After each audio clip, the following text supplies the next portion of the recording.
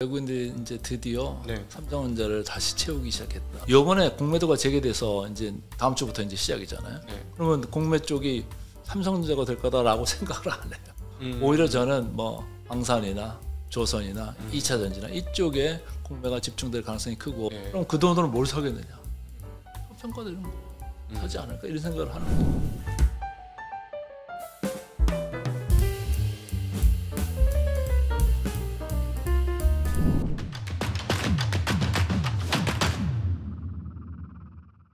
안녕하십니까. 증시학도TV 시청자 여러분, 투자자 여러분 반갑습니다. 네, 지난번에 나오셔서 한국 주식시장 이제 뭐 충분히 다 떨어졌다, 걱정하지 마라, 이제 올라온다 라고 말씀을 해주시고 가셔가지고 반신반의하는 분들이 굉장히 많으셨는데요. 그야말로 예언을 하고 가셨습니다. 예언하신 대로 한국 주식시장이 놀랍게도 그때부터 계속해서 시장이 반등을 하면서 전 세계에서 25년 들어서 홍콩 항생테크와 더불어서 가장 많이 상승한 증시가 한국 증시가 되었습니다. 예언을 해주셨던 더 프리미어의 강건우 대표님 모셨습니다. 대표님 어서 오십시오. 안녕하십니까. 네, 안녕하십니까. 네, 최근에 이제 방송 나오시면서 뭐 1차 관문 통과했다, 뭐 이런 정도의 얘기를 하셨는데 어떻습니까? 지금 말씀하신 대로 꽤나 지수가 많이 올라와서 네. 한국 증시가 10%도 넘게 올랐습니다. 그래서 이렇게 되면은 뭐 다 오르고 조정을 하는 게 아닌가 하는 그런 두려움들 많이 있는데요. 저는 오히려 더 홀가분해진 느낌? 예, 더 네. 뭐 마음이 좋아요. 네. 최근에 뭐 지난주에 보니까 외국인들이 이제 드디어 네. 삼성전자를 다시 채우기 시작했다, 네. 이런 느낌이 나오고 있어요. 그래서 오히려 마음이 더 불안하지가 않고 오히려 더 좋아요. 많이 올랐으니까 이제는 조금 밸류에이션 목이 찬 거다, 뭐 이런 건 아니고. 네, 오히려. 네. 네. 근데 이제 지난번에 뭐 여기뿐만 아니고 딴 데도 제가 11월, 12월 그리고 1월 이때 2,400 전후를 계속 왔다 갔다 하고 계속 외국인들 매도세가 거셌잖아요. 예, 그렇죠. 그럴 때마다 포워드 PBR 0.80배 근처에서는 충분히 버틸 필요가 있고 네. 반대매만 당하지 않는다면 견뎌야 된다. 네. 그리고 연말 가서는 배당을 오히려 받고 가야 된다. 네네. 25년이 저는 올라갈 거라고 봤기 때문에 네네. 배당 받고 더 주가로 더 먹자 이런 생각을 이제 하실 필요가 있다, 이런 얘기를 많이 말씀드렸는데 네. 그때 당시에 반응은 저 사람 무슨 소리 하는 거야. 말 같은 소리를 해라 뭐 이런 댓글들이 많고 나는 인버스 샀네 뭐 이런 사람들도 많고 네. 이제 지금 지수가 어쨌든 밑에서 10% 이상 올라왔잖아요. 그렇죠. 네, 인버스 사신 분들은 지금 좀 마음이 아플 거고. 저는 2,650선 뭐 이제 다시 두 번을 이제 이번에 왔는데 네. 여기서 그치지 않을 거다, 이런 얘기를 좀 하고 싶어요. 네네. 우리 시장에 지금 계속 안 좋아졌던 게 뭐 삼성전자에 다시 아주 크잖아요. 네네. 삼성전자를 외국인들이 뭐 아주 무자비하게 비워놨잖아요. 그렇죠. 작년도 7월달 이후로 지난번에도 말씀을 해주셨습니다만 그 전에 사던 꽤 많은 물량들을 네. 다 패대기 쳤죠. 24년, 25년 한 7개월 동안 샀던 19개월 동안 샀던 물량 중에 25조를 갖다 패대기를 쳤어요. 네, 24년 7월 이후로. 네. 근데 그거는 우리 시장의 순 매도 금액의 거의 95%에 해당하는 금액이에요. 네. 삼성전자 단일 종목으로 갖다 네. 패대기를 치고 얘들이 뭐 시가총액 한 20%에 해당하니까 보통주 더하기 우선주하면 견뎌낼 수가 없는 그런 상황이었잖아요. 네. 근데 왜 그렇게 갖다 패대기를 쳤느냐? 그 19개월 동안 샀던 외국인들의 평균 단가라는 게 있을 거 아닙니까? 예. 그거 단가 대비해 가지고 마이너스 20%, 마이너스 25%, 마이너스 30% 계속 내려가니까 네. 기계적으로 갖다 부술 수밖에 없어요. 뭐 장기 투자자도 있었겠지만 이번 24년도 중반부터 팔았던 외국인들은 일정 수준부터는 기계적으로 그 손절매가 나왔다. 자기네들 규약상 갖다 네. 팔 수밖에 없었다. 네. 그런 상황이 있었기 때문에 제가 다른 이제 유튜브를 많이 보시면 이제 그 레코드가 남아 있습니다만, 기록들이 다 있겠습니다만은 작년 11월 뭐 이때쯤부터 아직도 삼성전자 매도 물량이 10조 남았다. 네. 이렇게 얘기를 했었을 때였어요. 네네. 그리고 한 달 정도 지난 다음에 이제는 6조 정도 남았다. 이렇게 얘기를 했어요. 네네. 그래서 그때 6조 정도 남고 이제 5조 대원 좀 남은 정도를 내려가고 있던 차에 삼성전자에서 자사주 매입 10조 하겠다, 이런 네네. 프로그램이 나왔어요. 네네네. 네. 네, 그러면서 그때부터는 이제 삼성전자에서 매달 1조씩 받아내는 이제 힘이 좀 있었고, 예. 제가 모 방송국에 가가지고 연기금에서 우리나라 이렇게 주식 싼데 네. 이렇게 싼 나라 안 사고 왜 지금 딴 데 가서 있느냐. 우리나라 좀 살 필요가 있다. 그랬더니 또 댓글에서 당신이 내 연금 책임질 거야. 내 노후자금 뭐 어떡할 저 무슨 소리 하는 거야 막 이랬어요. 근데 저는 그때 무슨 말씀을 드린 거냐면 저는 이제 애널리스트를 뭐 상당히 오래 했고 모건 스탠리도 있었고 이렇게 보면 저평가된데 아니면 저평가 주식 이런 걸 사야지 너무 고평가 뭐 포머 이런 걸로 달려가다가는 항상 낭패를 봐요. 그렇죠. 최근에 뉴스 나온 거 보면 우리나라 서학개미들이 주식을 미국 주식을 이상하게 한다. 다 집단으로 막 쫓아다니면서 막 주가를 올려놓고 그래서 변동성이 상당히 심해졌다. 그래서 미국에서 아주 레전드급의 헤지펀드들 포트폴리오 매니저들도 곤란케 하는 게 한국의 서학개미들이다. 하나 좋다고 하면 그냥 다 달려가는 거예요. 그래서 고평가를 더 고평가를 심화시키는 이런 상황이거든요. 근데 그때 당시에 우리 시장은 되게 저평가해서 저는 연기금이라도 사라. 근데 그렇게 악성 댓글이 있었는데 그 다음 날부터 연기금이 사기 시작했어요. 그래서 지금까지도 계속 연기금이 관여를 하고 있는 거예요. 최근에는 연기금의 한국 주식 포션을 조금씩 더 올릴 필요가 있다 이런 얘기들이 많이 나오잖아요. 실질적으로 집행을 하고 있고. 그래서 연기금이 하루에 뭐 300억, 500억 이렇게 사들어온 그 자금도 밑에서 받치고 있는 거고. 삼성전자도 한 달에 1조씩 사니까 20일로 나눠버리면 하루에 500억씩은 살 수 있는 실탄이 있는 거예요. 그리고 최근에 개인들이 신용장고 조금 올라왔잖아요. 개인들도 받치고 있고 개인들이 삼성전자 기준으로 해서 5만 원에서 5만 5천 원 그 사이에서는 삼성전자를 개인들이 상당히 샀어요. 신용으로도 많이 샀죠. 신용장고 올라간 거 보세요.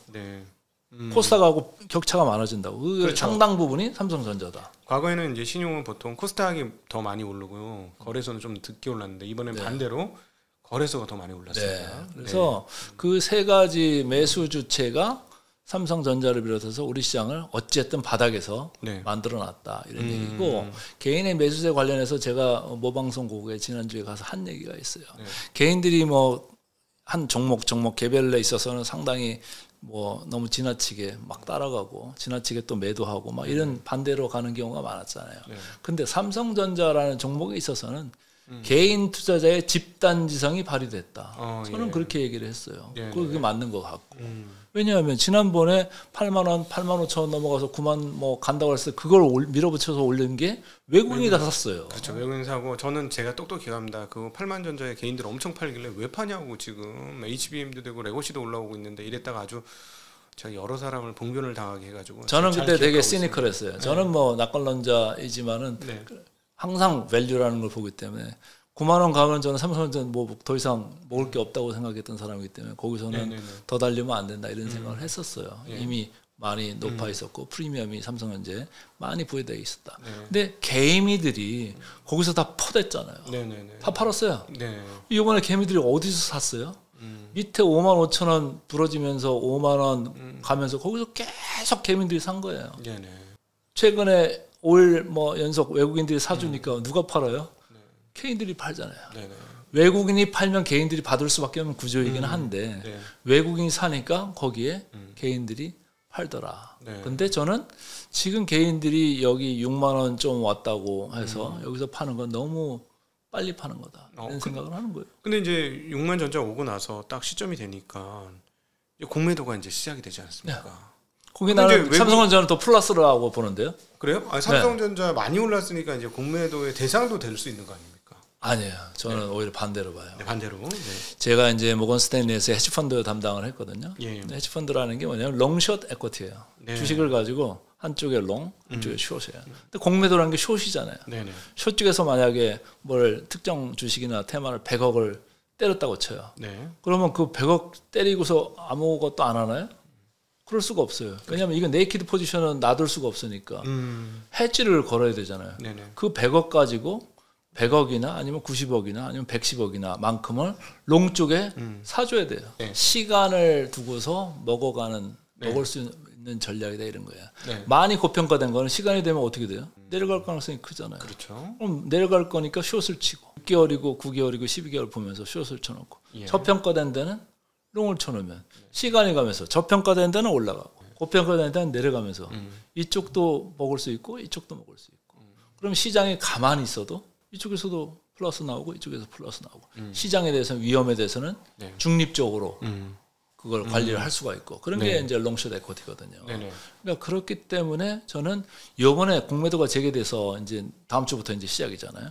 그러면 공매 쪽이 삼성전자가 될 거다라고 생각을 안 해요. 오히려 저는 뭐 방산이나 조선이나 2차 전지나 이쪽에 공매가 집중될 가능성이 크고 많이 올랐던 거. 코스닥 쪽에서도 개별 주식 선물이 없어서 그동안 공매를 치지 못했던 종목들이 있어요.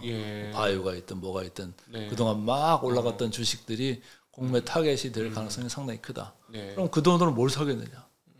저평가되는 거 사지 않을까 이런 생각을 하는 거죠. 그래서 오히려 삼성전자가 더 유리하다. 그래서 외국인들이 이제까지는 한국이 공매도가 잘 안 되니까 원활치 않으니까 개별 주식 선물이나 지수 선물로 숏을 치면서 이걸 방어를 해왔던 사람들이 이제 원활이 될 수 있으면 들어와 가지고 더 원활히 플레이를 할 거다. 그렇다고 볼 때는 그 자금이 삼성전자나 하이닉스나 뭐 저평가된 종목군들로 더 이동을 하지 않을까. 그럼 우리 시장이 좀 원활해지면은 시장 거래 대금, 그러니까 시장의 에너지 자체가 높아질 거다. 우리가 시장이 올라가려면 뭐가 있어야 돼요? 에너지가 있어야 되잖아요. 지금까지 개인들 그리고 뭐 자사주나 연기금이 버텨왔던 우리 시장 2,650까지는 끌고 왔는데 여기 이제 페이스메이커로 끌고 왔잖아요. 여기서부터는 만약에 위로 간다고 하면은 외국인들이 끌고 가는 그런 모습을 보여줄 수밖에 없다. 왜? 외국인들한테는 한국은 아직도 빈집이다. 이런 생각을 하는 거죠. 삼성전자의 경우는 공매도가 시행되더라도 매도보다는 즉 숏보다는 롱이 훨씬 더 많이 붙으면서 삼성전자는 유리해질 거고. 삼성전자는 여기서 더 팰 것도 없어요. 지금 최근에 반도체 저승사자 어디죠? 제가 회사 다녔던 모건 스탠리 션킨. 거기서 리포트를 또 삼성전자를 쓰면서 목표 주가도 올리고 영업이익 추정치도 올렸잖아요. 한 40% 남짓 올렸는데 그거 숫자를 보면 우리 시장의 영업이익 금년도에 시장 컨센서스 수치보다 무려 30% 정도 더 업해서 지금 썼어요. 뭐 제가 보니까 DDR5 가격 올라가는 거 보니까 최근에 아주 가파르게 올라가고 있어요. 맞습니다. DDR5 저희도 이제 추적을 하고 있는데 DRAM 익스체인지 최근 오른다 해가지고 그때 조금 있다부터 봤는데 살짝 오른 게 아니고 아주 가파르게 오르고 있어요. 5.1까지 갔어요. 5.1이 지금 5.2까지 올라왔습니다. 그러니까 얼마나 가파르게 올라가고 있는 거예요. 그러면 규모의 삼성전자잖아요. 올라가는데 레버리지가 엄청 클 거라고요. 그래서 우리나라 컨센서스가 맞을지 뭐 모건 스탠리가 맞을지 나중에 봐야 됩니다만 일단은 삼성전자 1분기 실적이 나쁘다는 그 생각으로 좀 주가가 눌려는 있었는데 앞으로를 쳐다본다고 그러면 삼성전자가 우리가 생각했던 것보다 더 이익이 나올 수가 있겠다. 이런 생각을 하면 지금 외국인들 입장에서는 이걸 숏을 친다고 했다가 돌아섰는데 그렇지. 여기 레버리지가 있는 삼성전자인데 채워넣어야죠 빨리. 혹시 이건 어떻습니까? 지난 주말에 미국의 메모리 업체인 마이크론 테크놀로지 그러니까 업계 3대장 실적을 기대치를 충족시켰음에도 불구하고 주가가 막 9%나 빠졌어요. 3대장이라고 저는 보지는 않아요. 마이크론은 세 번째 회사잖아요. 세 번째 저 밑에 있는 회사. 하이닉스가 HBM으로 치면 하이닉스가 넘버원이고 그런 거라 걔들이 지금 주가가 빠진 게 마진이 생각보다 안 좋아졌다. 그런 거로 빠진 거잖아요. 아니 마진이 안 좋아지면 그러면 그 수혜는 누구한테 갈까요? 하이닉스가 여전히 확고한 시장 지배력을 하고 있다는 반증이기도 하잖아요. 그러네요. 거꾸로 보면은 얘들이 그만큼 포션이 안 늘어난 거예요. 비중이 못 늘어난 거야. 그 대신 거기는 누가 다 잡고 있어요. 하이닉스가 잡고 있죠. 오히려 하이닉스한테 얘들 아직도 짱짱하네. 이렇게 봐줘야 될 필요가 있는 거예요. 하이닉스 같은 경우는 이제 뭐 HBM4 쪽으로 빨리 가려고 하고 12단 쪽으로 빨리 가려고 하는 그런 게 있는 것 같고 삼성전자는 또 8단 쪽으로 이제 들어가려고 하는 거니까 삼성전자도 HBM 비중이 커지면서 좀 좋아질 거고 따라서 DDR5 가격 그런 것도 또 하방이 단단해질 가능성이 크다. 근데 이제 마이크론 같은 경우는 뭐 빠진 거에 대해서 뭐 쇼크를 받을 수는 있습니다만 저는 오히려 HBM에 있어서 하이닉스의 이 다미넌트 포지션, 그 확실한 시장 지배력이 더 확인된 그런 숫자 아니겠느냐 이렇게 해석을 했어요. 그럼 오히려 롱숏 페어가 국내에서 예를 들어 국내에서 많이 올라간 뭐 방산, 조선 이런 쪽으로 숏 페어가 잡히는 게 아니라 삼성전자 롱이면 삼성전자 롱, 마이크론 숏 뭐 이렇게도 잡힐 수 있을까요? 그건 아니고 제가 한다고 볼 때는 마이크론하고 삼성전자가 아니라 SK 하이닉스를 잡고 싶어요. 왜? 삼성전자는 여러 가지 다중의 IT 사업 부분이 있는 복합 기업, 복합 IT 기업이고 그렇죠. 마이크론과 사업 구조 영역 비슷한 거는 SK 하이닉스예요. 순수한 반도체 메모리 회사잖아요. 그러면 마이크론이 지금 PR이 얼마예요? 쭉 내려왔어도 주가가 막 떨어졌어도 11배, 12배 포워드로 왔다 갔다 하고 있어요. 삼성전자, SK 하이닉스는 얼마예요? 5배예요. 그럼 너무 자명하잖아요. 마이크론 숏치고 SK 하이닉스 롱.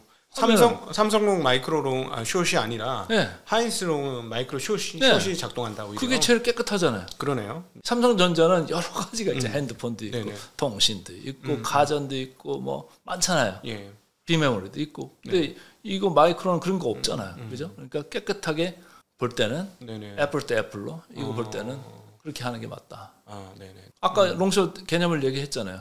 비싼 거 시간 두고 내려갈 때까지 기다리고 싼 거 시간 되면 올라갈 때까지 기다려요. 여기 11배가 뭐 더 싸질 것 같지는 않지만 11배 있다고 쳐도 5배짜리가 10배나 이 정도 11배, 12배 갈 수 있다고 치면 시장에 대해서 리스크에 대해서는 맞춰놓은 다음에 하이닉스 롱 쪽에서만 먹을 수가 있는 거죠. 숏 쪽에서는 뭐 크게 먹을 건 없어도. 그럼 하나만 더 여쭤볼게요. 그러면은 지금 사실은 미국 시장은 올해 들어서 흔들렸고 한국 시장 좀 올랐으면 외국인들 자금 중에서 예를 들어 삼성전자는 그냥 뭐 네이키드 롱이든 뭔지 잘 모르겠으나 그렇다 치고 롱숏 페어로 봐서 마이크론이 지난주에 빠진 게 일단 숏 페어가 저쪽으로 들어갔다면 롱이 하이닉스가 잡힌다 이렇게 지금 설명을 해주신 건데 만약에 그게 시장이 다르잖아요. 이거는 한국 시장이고 저거는 이제 미국 시장인데 그 영향도 많이 그래서 받나요? 저는 굳이 마이크론을 숏까지 칠 필요가 뭐가 있겠느냐. 미국 시장의 S&P 기준으로 20대 초반 포워드 PR 이제 기준인데 빅테크들 보면 거의 20대 후반부터 30대 초반에 다 몰려 있잖아요. 근데 거기에 비해서는 마이크론은 11배, 12배면 엄청 싼 거잖아요, 사실은. 그렇죠. 반값밖에 안 하는데 반값밖에 안 하는 회사를 굳이 뭐 여기다가 또 숏을 롱숏을 그렇게 잡을 필요는 없겠다. 마이크론을 롱을 잡고 빅테크 중에서 괜히 오른 포모 때문에 오른 그런 주식을 오히려 숏 치는 게 더 나은 거 아니겠느냐 이런 생각을 하는 거죠. 테크들끼리 미국 테크들. 그러니까 미국에서 롱숏 페어는 주로 한 나라 안에서면 그 한 나라 안에서 가능하면 한 업종 내에서. 근데 뭐 국가별로 이렇게 할 수도 있는데 아까 우리 지점장님 말씀대로 마이크론 숏 치고 이쪽에 롱 치고 그렇게 해도 돼요. 그렇게 해도 되는데. 뭐 국경 넘어오기 싫으면은 그 안에서 롱숏도 이해가 갈릴 수가 있잖아요. 그렇죠. 그래서 그런 식으로 롱숏을 할 수도 있겠다 이런 생각하는 거죠. 그 롱숏 페어가 업종도 보통 같아야 되는 거 아닙니까? 보통 같은 게 좋죠. 보통은 같은 게 좋은데 사람은 좀 탐욕하기 때문에 이쪽에서 먹고 이쪽에서 다 먹고 이렇게 하고 싶어하는 거예요. 나는 전지전능해 이런 생각을 하면서 야 숏에서 다 먹을 거고 롱에서 다 먹을 거야. 예를 들어 이쪽 섹터는 내가 별로 안 좋아하고 망할 것 같아. 그래서 섹터를 서로 이종 섹터 간에 서로 다른 섹터 간에 롱숏을 하는 경우도 많죠. 그래요. 그럼 잘못되면 굉장히 양쪽에서 터질 수 있죠. 양쪽에서 터질 수 있죠. 하기야 재작년에 2차 전지에 숏 잡은 여러 운용사들이 너무 세게 터져가지고 지금 와서 보면 그 전망이 맞긴 했었습니다. 견디지를 못하죠. 결국은 포트폴리오 매니저 잘리고 뭐 이러고 난 다음부터 주가가 내려가기 시작하잖아요. 오히려 그랬죠. 오히려. 그래서 그거는 시간의 싸움이에요. 막 이렇게 기승을 부리고 막 날려치고 그럴 때는 아무도 못 말려요. 그 컴퓨터를 누가 말려요? 못 말려요. 근데 꺾일 때까지 기다려야 돼요. 기다려야 돼요. 그러니까 무리를 하면 안 된다. 너무 레버리지를 쓰면 안 된다. 너무 한 방향으로 가서도 안 된다. 항상 견주어 봐야 된다. 시장에 지금 힘이 어디 있고 밸류에이션이 어디 있고 국가 간에 지금 힘이 어디로 가고 있고 그걸 항상 견주어 봐야 된다. 내가 뭐라고 얘기해도 항상 틀릴 수 있는 개인이잖아요. 기관도 마찬가지고. 지난번에도 뭐 8월 5일날 블랙 먼데이 나왔습니다만 그때도 막 부수면서 내려올 때는 막 세상 망한까지 내려가잖아요. 결국은 돌려 세우잖아요. 또 엄청 랠리가 그 뒤로도 나왔잖아요. 미국에도 랠리 나오고. 우리는 뭐 그 다음에도 다시 내려갔습니다만은 어쨌든 항상 견주어보는 그런 습관을 만들 필요가 있겠다.